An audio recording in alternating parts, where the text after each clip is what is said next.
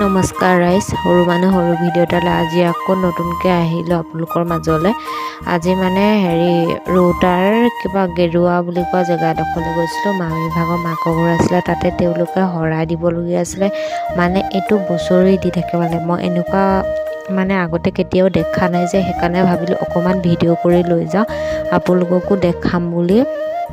মানে তেওঁলোকে ইয়াতে হাঁহ আৰু পাৰ বলি দিয়ে। মানে এইটো আৰু তেওঁলোকে বছৰি কৰি থাকে যে, বছৰি মানে কৰি থাকে, মানে প্ৰত্যেক মানে পৰিয়ালটো আৰু তেওঁলোকৰ পৰিয়ালটো প্ৰত্যেক ঘৰৰ পৰা হাঁহ পাৰ যোনে যিটো দিয়ে আৰু বছৰি সেইটো আনি পিনে দিছে। আৰু এই টিংখন যে দি থোৱা আছে, টিংখনৰ ছাইডত মানে সেইটো ছাইডে পূজা কৰিছে। এতিয়া সকলোৱে মানে হাঁহকেইটা হাতত লৈ বগা পাৰ এযোৰ আছিলে, পাৰ এযোৰ বলি দিব। মানে সেইটোৱে লৈ পিনে তেওঁলোকক এতিয়া সেৱা কৰিব। সেৱা কৰি হোৱাৰ পাছত মানে সেইকেইটা বলি দিব।